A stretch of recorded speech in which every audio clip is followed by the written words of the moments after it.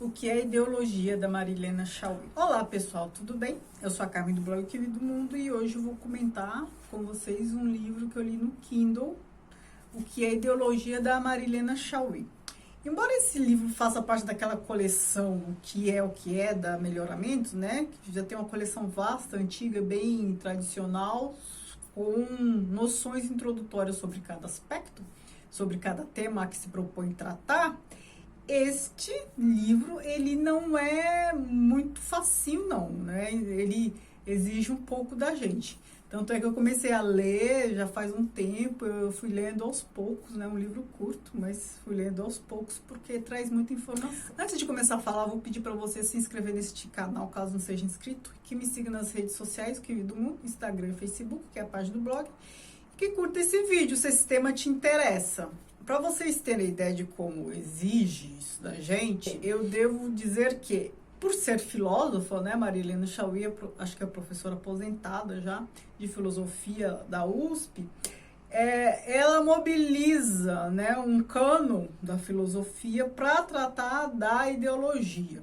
Ela escreve de maneira fácil, fluida, né? Então, assim, não tem problema na escrita. O problema são os conceitos e a evolução histórica, evolução não no sentido de melhoria, mas assim, concepção histórica do termo, né? Então ela apresenta algumas possibilidades. Então ela começa a falar de Aristóteles, com a sua explicação sobre as causas, 4 causas do movimento. Aí ela começa a explicar sobre a sociedade grega, que é escravagista. Depois ela explica a sociedade medieval. A sociedade grega, que é escravista, então ela tem homens livres e tem escravos. Depois ela fala da sociedade feudal, que tem os senhores feudais e os servos. Então a gente está sempre ali lidando com homens, com grupos de pessoas em posições diferentes, uma posição de dominante e outra de dominado. Aí ela fala da sociedade moderna, que é dividida em burguês e proletário, sendo que o burguês, né, é o dominante e o proletário o dominado. O trabalho do burguês está associado aos meios de produção, quem detém o dinheiro e os meios de produção. E o trabalho do proletário é o alienado. Então, logo aí a gente percebe o marxismo, né? A gente sabe que ela é marxista. Perceba que ela vai explicando como se dão as relações sociais em diferentes momentos históricos. Aí você pensa, tá, e a ideologia, né? A ideologia já vai entrar, porque a concepção desse termo, ela aconteceu durante a sociedade moderna, século XVIII, por aí. Então, por isso que ela explica um pouco antes, para se concentrar a explicação da sociedade moderna e explicar depois o que é ideologia, apresentando esse sentido marxista de ideologia, porque há outros. Então, eu vou ler um trechinho. Ela fala assim, ó, Marx conservará o significado napoleônico do termo. O ideólogo é aquele que inverte as relações entre as ideias e o real. Assim, a ideologia, que inicialmente designava uma ciência natural da aquisição pelo homem das ideias calcadas sobre o próprio real, passa a designar daí por diante um sistema de ideias condenadas a desconhecer sua relação com o real. Aí você pensa, o que ela está falando? O mundo das ideias? Ela está falando de Platão, real, ideal? O que ela está dizendo aqui? Nessa concepção marxista, uma ideologia é um recurso utilizado pela classe dominante para, tipo, jogar uma cortina de fumaça sobre a realidade, construir uma narrativa, fazer o dominado crer que o que é dito pela classe dominante é o real. E isso resulta no quê? No conformismo. O que é proposto como real é sempre o que interessa à classe dominante que seja realidade. Se a gente está falando numa perspectiva marxista, a gente está falando de lutas de classe. Agora percebe que se a classe dominante faz a classe dominada acreditar que o que a classe dominante elege como ideal é o real, o que a classe dominante diz, faz, deseja e quer é o real para todos, a classe dominada vai desejar ser como a classe dominante e não vai enxergar este conflito de interesse. A classe dominada, ela vai entender que a classe dominante está sempre certa nas suas proposições e nas suas motivações. Percebam como é complexo isso. Daí a gente percebe que o que a gente chama de realidade depende sempre de um processo de como as pessoas se relacionam com essa realidade. Entendendo essa realidade como uma construção de relações a partir de coisas dadas pela natureza. E essas relações construídas acontecem em todos os âmbitos, seja no econômico, no social e qualquer outro que a gente imaginar. Então são dados da natureza, situações, coisas dadas pela natureza que são interpretadas pela sociedade, pelos homens, né, no sentido mais específico, e pela sociedade como um todo, interpretadas de acordo com a ideologia dominante, de acordo com o que aqueles, eu sempre uso esse termo, aqueles que têm o poder de instituir o real, ou seja, aqueles que constroem narrativas que favorecem a eles mesmos. Parece complexo quando a gente fica teorizando, abstraindo, tentando tirar da realidade uma teoria.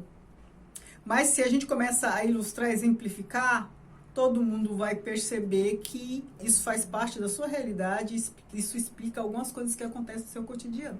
Daí, nessa concepção, a gente percebe que a ideologia, ela é um recurso para ocultar a realidade. Qual é a realidade? Ora, se ela está utilizando uma concepção marxista, essa realidade tem a ver com luta de classe e o embate entre burguês e proletário. E que ocultamento é este? É uma forma de esconder os modos de produção, os modos sociais de produção. Quando esses modos são evidenciados, as pessoas tomam consciência da sua situação. As pessoas têm uma tomada de consciência sobre o seu lugar no mundo, o que a representa, o que não a representa. Se a ideologia busca ocultar essas posições que por definição são conflitantes, elas acabam exercendo o quê? Uma dominação ideológica. Tudo isso é dito dessa forma? Não, gente. Eu estou aqui resumindo e interpretando. Ela fala do surgimento da sociedade civil, né? A gente está falando da era moderna, ela fala de 3 classes. A aristocracia, que é a classe, que é a nobreza. A classe formal, vou ler aqui, que é formada por comerciantes, trabalhador autônomo, trabalhador da indústria. E a terceira classe, que é a classe média, funcionários públicos, governantes, magistrados, professores. Então, a sociedade civil, ela nega o homem isolado. A gente está vendo aqui grupos de pessoas que têm um interesse em comum. E esses grupos de pessoas entram em conflito, a gente está falando de sociedade moderna, entram em conflito com o quê? Com o Estado, né? É só a gente pensar em sindicatos, pensar hoje, vamos trazer para hoje. Sociedade civil, que vai defender seus interesses. E aí começa interesse entre público e privado, tal. O privado configurando cada classe, cada grupo, o Estado pensando num conjunto de classes, né? Um grupo determinado, sei lá, vai lutar pelo direito dos banqueiros. O Estado tem que considerar o direito dos banqueiros, mas o direito de todos os outros que não são banqueiros, né? Porque ele, na verdade, é parte de um dos polos, e no outro polo pode estar qualquer um dos grupos. Então, tudo que ele fizer, ele tem que considerar todos os grupos, e não só um, em tese, né? Até então, a gente tinha esses conflitos de sociedade civil, Estado, interesse. Esses conflitos ainda existem? Existem. Mas aí surge Marx, mas aí ele apresenta qual é o real conflito de classe, que é o conflito entre burguês e proletário. E por que há um conflito aí? Ora, porque o trabalhador vende o seu trabalho para o burguês em troca de um salário, só que esse salário não é justo, né? Ele não recebe o ideal pelo que trabalha. Ele recebe uma quantia muito inferior à que ele deveria receber em comparação ao que ele produziu. Então, ele recebe o salário e essa quantia não recebida, que deveria ser salário dele, é a famosa mais-valia. Então, o burguês enriquece em detrimento ao trabalho do outro, que trabalha e tem muito pouco como retorno. E o que ele recebe, muitas vezes, nem dá para pagar as contas, nem dá para ele sobreviver. Então, o outro fica cada vez mais rico por conta do trabalho deste que recebe pouco. Então, a mais-valia é o trabalho não pago desse trabalhador. Então, em vez de pagar salário, não, ele acumula riqueza. Entendendo que essa ideologia só pode ser de uma classe dominante. Então, não adianta falar ideologia de uma classe dominada. Não existe, né? Essa concepção marxista não existe. né? Seria uma narrativa que a classe dominante conta sobre o que é a realidade. Só que obscurecendo, na verdade, a realidade para que o dominado não perceba a sua própria condição. E aí ela fala do Estado, que o Estado não é um poder distinto da sociedade. Não existe a sociedade e o Estado. O Estado faz parte da sociedade. Ela fala assim, o Estado é a expressão política da sociedade civil enquanto dividida em classes. Não é, como imaginava Hegel, a superação das contradições, mas a vitória de uma parte da sociedade sobre as outras. Uma parte da sociedade sobre as outras. Então, é nesse sentido. O Estado faz parte da sociedade e é um instrumento utilizado por uma parcela da sociedade que é... Qual parcela é essa? Classe dominante. Mais um trecho.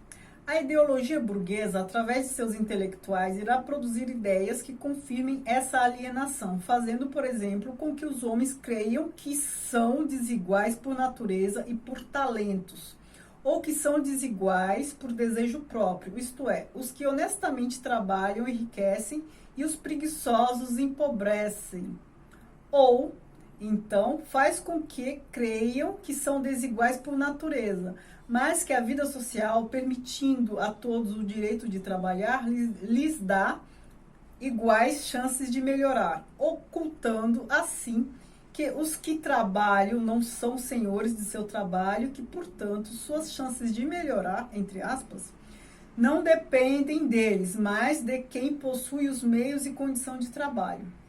Ou ainda, faz com que os homens creiam que são desiguais por natureza e pelas condições sociais, mas que são iguais perante a lei e perante o Estado, escondendo que a lei foi feita pelos dominantes e que o Estado é instrumento dos dominantes.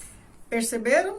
Este parágrafo sintetiza bem tudo que foi dito. A ideologia dominante faz o dominado acreditar que o dominante merece estar lá, merece ter o que tem e que o dominado, se trabalhar, vai conseguir. Por quê? Porque os dominantes falam que, ora, eles têm tudo aquilo porque eles trabalharam. Se o pobre trabalhar, também vai conseguir. Como se o pobre fosse preguiçoso.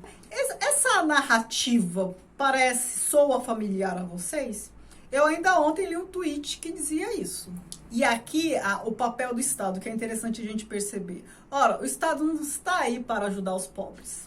Quando o Estado lança a mão de algum programa para ajudar os pobres, ou tem algum governante que tende a querer ajudar mais os pobres, isso não vai adiante por muito tempo. Por quê? Porque o Estado existe para servir aos dominantes, para atender aos interesses dos dominantes. Então, por aí a gente pensa, ora, por que que aqui no Brasil a gente não tem instituído o imposto sobre fortuna, que é o imposto previsto na Constituição? Porque rico não quer ser taxado, e ele que manda, é a classe dominante que manda no Estado, então pronto. Porque muitas dívidas de ricos são anistiadas, de pobre nunca.